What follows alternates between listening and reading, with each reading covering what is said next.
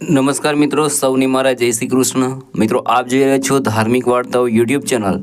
તો આપ સૌનું મારા ચેનલ પર હાર્દિક સ્વાગત છે। મિત્રો, આજે આપણે આ વિડીયોમાં જાણવાના છીએ એક એવી સરસ મજાની વાર્તા કે જેને સાંભળવા માત્રથી કે તે વાર્તાને અનુસરવા માત્રથી જ તમારા જીવનના બધા કષ્ટો છે તે દૂર થશે અને તમારા જીવનમાં સમૃદ્ધિની આવક થશે અને તમે એક સારું જીવન જીવી શકશો। તો મારી આપને એવી વિનંતી છે કે તમે આ વાર્તા છે તે તમે શાંતિપૂર્વક સાંભળો અને ખાસ વાત એ કે તમે આ જે વાર્તા છે તેને સંપૂર્ણ સાંભળજો, જેથી તમને અધૂરી વાર્તા મૂકવાનો દોષ ના લાગે અને તમે એક સારું જીવન માટે સુખ સમૃદ્ધિ પ્રાપ્ત કરી શકો। તો મિત્રો, હવે આપણે આજની વાર્તા શરૂ કરીએ। મિત્રો, આજની વાર્તા સેન્ડ પાઇપર એટલે કે ટીટોળીના પક્ષીની વાર્તા છે। તમે ઘણીવાર સાંભળ્યું હશે કે પારસ પથ્થર ટીટોળીના ઈંડામાંથી મેળવવામાં આવે છે। પારસ પથ્થર સેન્ડ પાઇપર પક્ષીના ઈંડામાં જોવા મળે છે, જે લોખંડને સોનામાં ફેરવે છે, એટલે કે તે સોનામાં ફેરવાઈ જાય છે, એટલે કે જે ઈંડું હોય છે તે સોનામાં ફેરવાઈ જાય છે।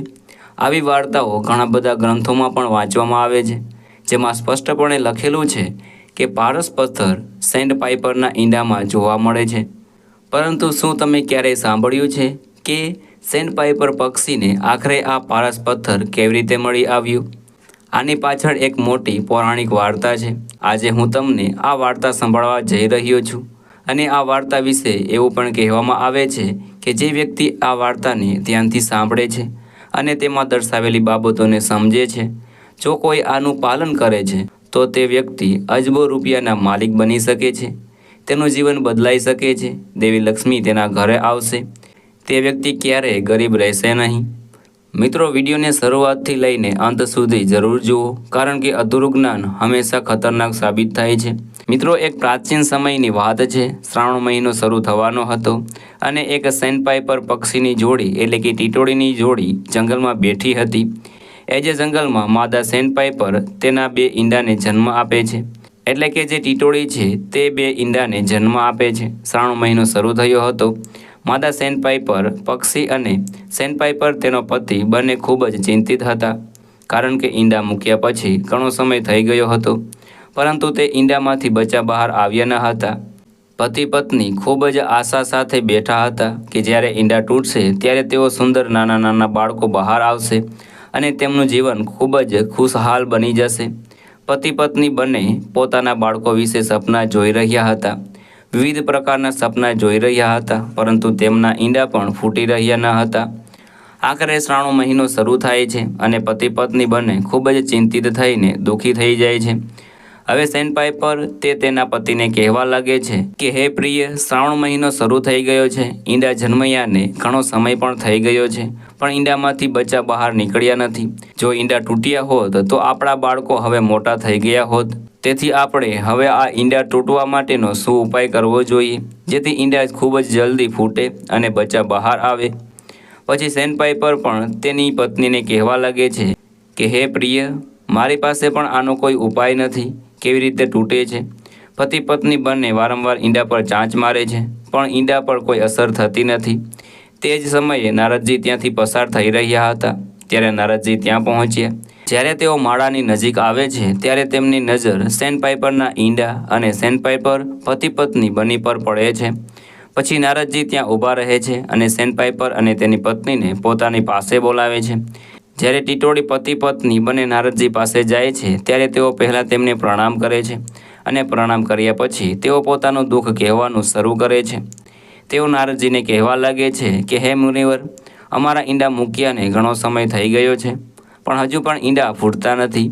જો કોઈ રસ્તો હોય તો કૃપા કરીને અમને જણાવો। જો અત્યાર સુધીમાં ઈંડામાંથી બચ્ચા નીકળ્યા હોત તો બાળક મોટા થઈ ગયા હોત। ટીટોળીની આટલી બધી વાતો સાંભળ્યા પછી હવે નારદજી પણ આશ્ચર્યચકિત થઈ ગયા છે અને વિચારવા લાગે છે કે આ ઈંડામાંથી બચ્ચા કેમ બહાર નથી આવ્યા, આનું કારણ શું હોઈ શકે છે। પછી નારદજી ભગવાન શ્રી હરિ વિષ્ણુનું ધ્યાન કરે છે અને તેઓ એક ઉકેલ વિચારે છે। પછી નારદજી સેન્ડ પાઇપર અને તેની પત્નીને કહેવાનું શરૂ કરે છે કે હું તમને એક ઉપાય જણાવું છું। હું તમને જણાવી દઉં કે જો તમે લોકો આ ઉપાય કરશો તો મહાદેવ તમારી ઉપર ખૂબ ખુશ થશે અને જ્યારે મહાદેવ ખુશ થશે ત્યારે તમને એક કિંમતી વસ્તુ આપશે, જેનાથી તમે તમારા ઈંડા ફોડી શકો છો। નારદજીના મુખેથી આટલું સાંભળ્યા પછી ટીટોળી અને તેમના પતિ બંને નારદજીને કહેવા લાગે છે કે હે મુનિવર, તમે મને જલ્દી કહો કે ઉપાય શું છે. છેવટે અમે બંને પતિ પત્ની ચોક્કસ એ ઉપાય કરીશું. ત્યારબાદ નારદજી એક આસન પર બેસે છે.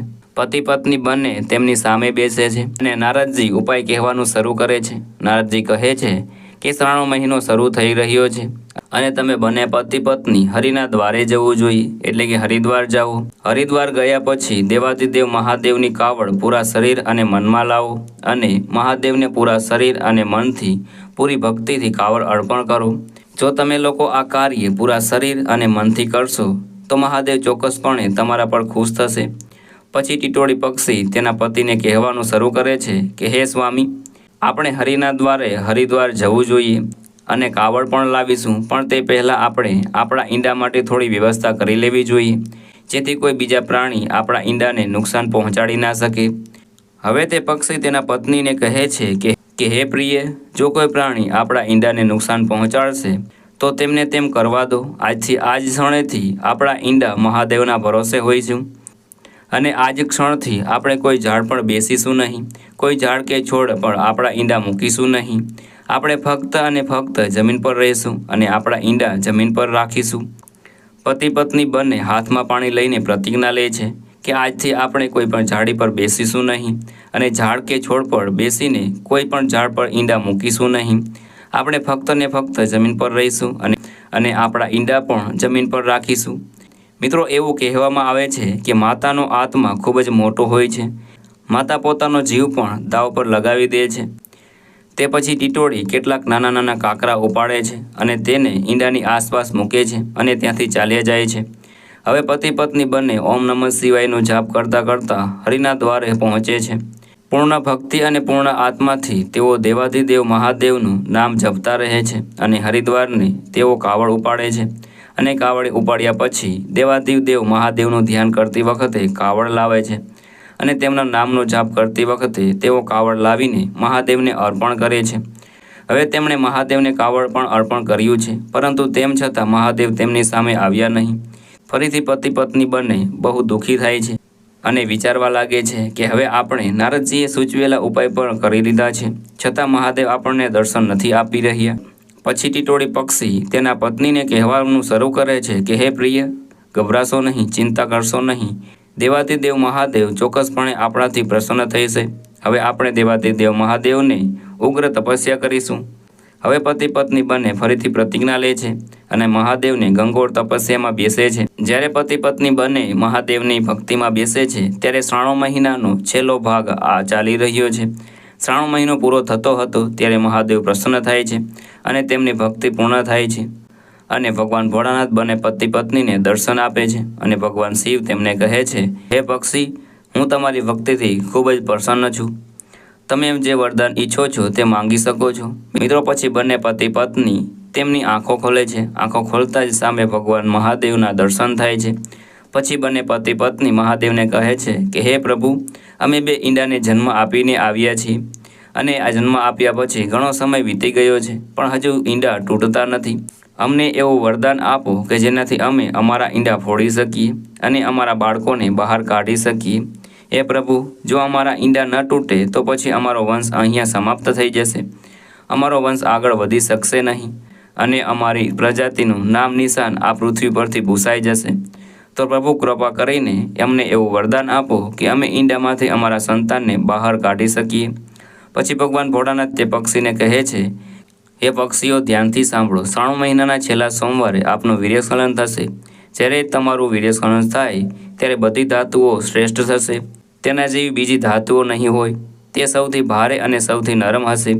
ત્યારે કેટલાક અશુદ્ધિઓ પણ હશે. તેમાંથી કિંમતી રત્નો પણ બનશે. તે વિશ્વનું પણ ઘણું ભલું કરશે અને જો લોકો તેમનું યોગ્ય વિધશે તેઓ લાંબા આયુષ્યની પ્રાપ્તિ કરશે. ઘણાને આકાશમાં મુસાફરી કરવાની શક્તિ પ્રાપ્ત થશે. ઘણાને વિશ્વનું ભલું કરશે અને ઘણા લક્ષ્મીજીને પ્રાપ્ત કરશે. ઘણા સિદ્ધિને પ્રાપ્ત કરશે અને તેમાંથી પારસ પથ્થર બનશે જે લોખંડને સોનામાં ફેરવી શકશે. જો કોઈ વ્યક્તિ પારાના શિવલિંગ બનાવીને શિવજીની પૂજા કરે તો તેમને પોતાના શિવ મળશે. હે પક્ષીઓ, તમને તેમાં પારસ પથ્થર મળશે જે તમારા વીર્યમાંથી બનશે, એટલે કે તે પારામાંથી બનશે. તેનો ઉપયોગ તમારા ઈંડા તોડવા માટે થશે અને તેમાંથી લોખંડ પણ સોનામાં ફેરવાઈ જશે. પછી ભગવાન ભોળાનાથ પક્ષીઓને તેની ઓળખ કહે છે. એ પક્ષીઓ જ્યારે પણ તમારું વીર્ય નીકળશે ત્યારે તેને લોકો પારવ તરીકે ઓળખશે અને જ્યારે તે પાર્વતીના રજ સાથે મળી જશે ત્યારે પારસ પથ્થર બનશે. આ પારસ પથ્થર દુનિયાનું ભલું કરશે અને થોડું ધૂળવાળું થોડું કઠણ રહેશે, જે લોખંડને પણ સોનામાં ફેરવી દેશે.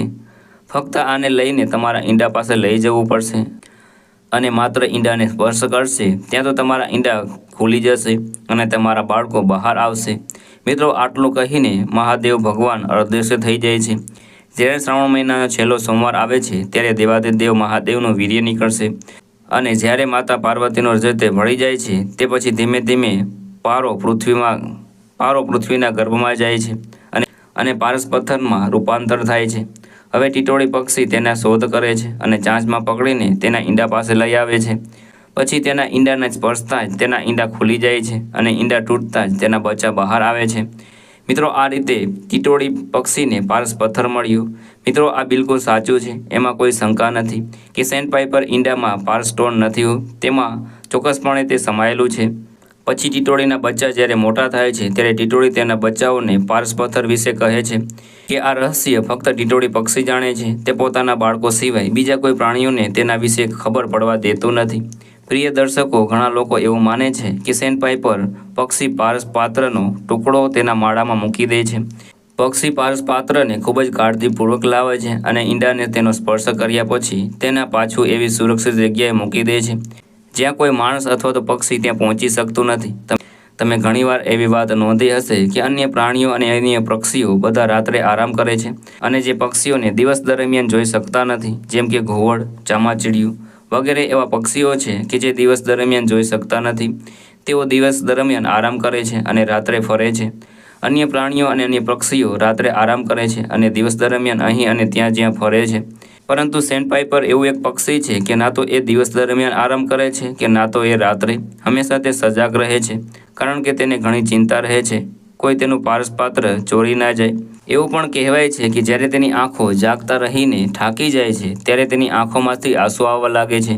ત્યારે તે તરત જ પારસ પથ્થરને તેની આંખ લગાવે છે અને પછી તેની આંખો ફરીથી સ્વચ્છ થઈ જાય છે અને ફરીથી આ પક્ષી ઘણા મહિના સુધી પારસ પથ્થરનું રક્ષણ કરે છે અને ઊંઘતો નથી. ભગવાન શિવ આપેલા વરદાન પ્રમાણે ટીટોળી પારસ પથ્થરને અત્યાર સુધી કોઈ માનવીને મેળવી શક્યો નથી અને આગળ પણ મેળવી શકશે નહીં. મિત્રો, જો તમને આ વાર્તા પસંદ આવી હોય તો કોમેન્ટ બોક્સમાં હર હર મહાદેવ ચોક્કસ લખજો અને ચેનલ પર નવા છો તો ચેનલ સબસ્ક્રાઈબ કરી લેજો અને બેલ નોટિફિકેશન પર ક્લિક કરી દેજો, જેથી આવા જ જ્ઞાનવર્ધક વિડીયોની માહિતી આપ સુધી પહોંચી શકે. બોલો મિત્રો, હર હર મહાદેવની જય.